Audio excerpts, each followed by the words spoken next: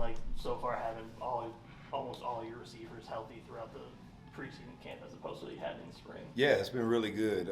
You could start seeing the depth and just the continuity of being able to roll different guys in. And so for me, just having those guys, being able to take some reps off of other guys and then develop some of that depth, it's been really good. How was Micah's progression after not being in the spring, coming here with a new offense, new system? How's he kind of looked? He's looked good. Like he's picking it up. He's in there. He's involved. And I think that's the same thing just for all of the guys, right? He's in the mix, picking it up. He's working his tail off, and so I'm very happy with where he's at right now. Yes. Can you break down your depth chart a little bit right now? Yeah, I mean, I won't necessarily break down the depth chart, but you got your older guys in there. The biggest thing that I'm happy with is the depth is there, right? The depth is growing. So, you got your Reggie Virgil, you got your CD, you got your Coy, you got Roy in there too, but guys that have been around here like Kelby, right? Guys like TJ, right? Tyson Turner. You're starting to see some of that depth being built, and those guys come along. And then also our young guys, man. We got some really, really good young guys. Bryson, Leighton, Deaver, all right? We got some really, really good young guys. And Tristan Gentry.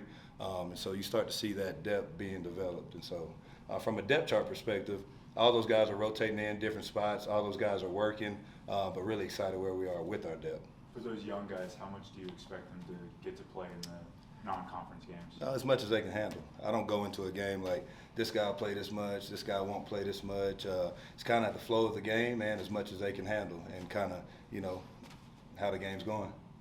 If they can handle it, I'll throw them out there though. Speaking of CD, what have you seen from him this year? Man, CD is just he's worked his tail off to just turn himself into we call it, he's not a pro yet, but we're saying be pro ready. And CD has worked his way into being pro ready. He has a process. He sticks to his process. He's process oriented. He takes it day by day. He takes his recovery serious. All the things before we ever get to practice, and we talk about team wise about being a pro and being prepared and from a recovery perspective and just being available to practice. He's been knocking that out the park. So all of his preparation stuff has afforded him the opportunity to be set up to have a really great year. Talked about some of the younger players. Who are one or two that may have taken a step up from where they were to where they are, bringing the juice? Yeah, that's a good question. A lot of those guys are flashing in their own regard, right? So you look over there, you see TG making a play in the slot. You see in the scrimmage, Leighton catching a slant, winning a one-on-one battle. Bryson comes back, he wins a one-on-one battle. You see Deaver make a splash play, from a super young guy perspective. Then a TJ West go out and make a contested catch. A Kelby make a 60-yard catch on a slot fade that's contested. And so really all of those guys are stepping up and competing. And I think it is the depth and the competition in the room is elevating the level of play for those guys.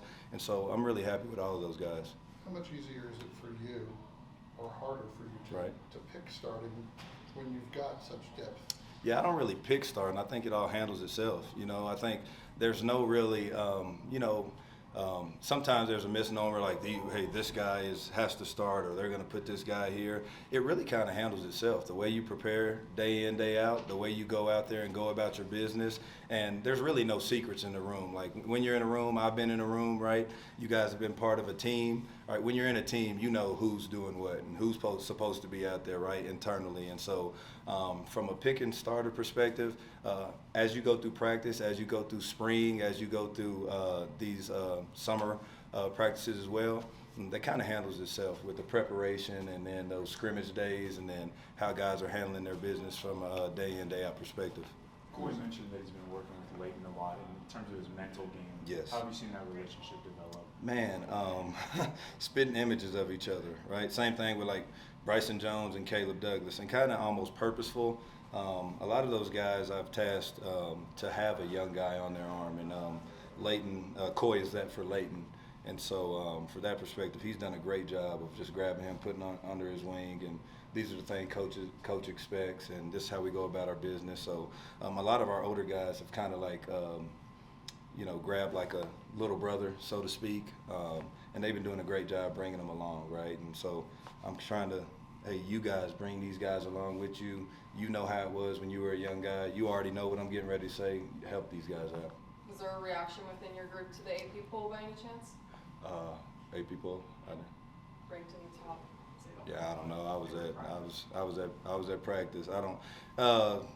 AP poll, no AP poll. I don't think we don't pay much attention to that. I know I don't discuss it with the guys, and you know, I'm sure they're gonna look at it. You know, everybody has social media. I'll probably see it once I get to my phone too. But as far as it affecting us, any type of rankings, you know, anything before the season doesn't really matter. It's kind of what you do. We'll look up at the end, and you know, we want to be in it, you know, at the end of the year, and so we don't let that affect preparation, whether we're in there or not. So we just really process-driven, process-oriented, taking it day by day, not looking ahead. And I know it might sound cliche, but that's all we talk about in my room. Process-oriented, day by day, front sight focus. What do I have to execute right now? The poll's not going to win or lose us a game right now. So Today. do you happen to remember what you were doing in 2018 by any chance? In 2018, yeah, I was still.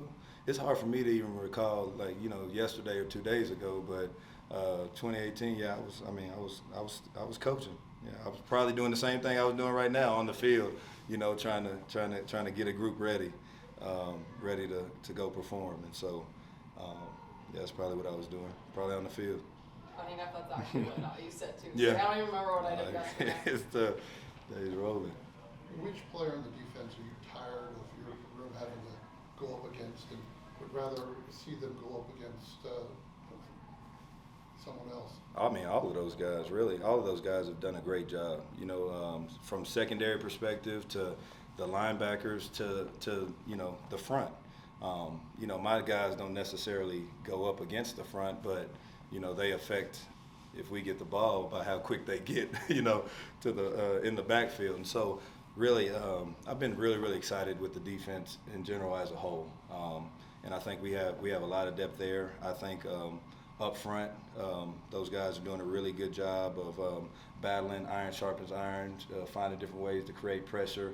We got some real good guys up front, real good guys at the second level, and then real good guys on the third level. I think we have depth at all three levels to compete at a high level. I've been super impressed with the intensity that the defense has brought practice in and practice out. Super impressed with those guys as a group in whole. Coy also kind of talked about the freedom of the option routes that the receivers have in this kind of offense. Who's kind of adapted to that the best, and who kind of just staying able to have that freedom without going too freely. Yeah, there's always that gray area. Anytime you got a little bit of like, you know, what we call choice, right? Decision making within that. The biggest thing for us is to be on the same page with the quarterback. And obviously, anytime you have choice and decisions that you can make within a route, it's very important that you throw those a bunch and get on the same page with the quarterback. Obviously, there's going to be a curve. Learning curve there of like timing wise, like I was thinking this, you were thinking that, but we throw and catch it so much to where those are starting to become second nature to us. And I think that the guys have all done a great job of adjusting. And, you know, there's been some times, you know, you have to pull the reins back, like, all right, he was belling there, let's shut it down. You know, you can't take everything deep, or vice versa. Hey, he's squatting on you, go ahead and run by him. But I think it's just all part of the process, and just, you know, throwing and catching those as much as you can to make sure that the timing's on point with the quarterback. At the end of the day, if we're on the same page with the quarterback, even if we're making the wrong decision and we're not confusing him, we got a shot at it, right? We give him an opportunity to move on to the next guy and come tell us, hey, I was thinking you were going to do this next time. So the biggest thing within the decision making is not confusing the quarterback, right? Just tell those guys, play fast and be very decisive. How's Reggie looking? Reggie's looking great. Yeah, he's looking great. There's no lingering effects, anything that I can tell from the foot. I mean, he's hitting. You put those MPHs up there after practice of how fast he's running, and he's rolling out the football, making some tremendous catches. So I haven't seen any lingering effects from his foot. He's out there rolling and ready. Speaking of MPHs, who's posted the highest in your room? In my room, who has posted the highest? Probably say this. It might be. There's probably a battle between CD, Coy, and Reggie. Although I think TG might get him today. TG, Tristan Gentry was rolling today, so I'll be interested in how those what the MPHs look like today.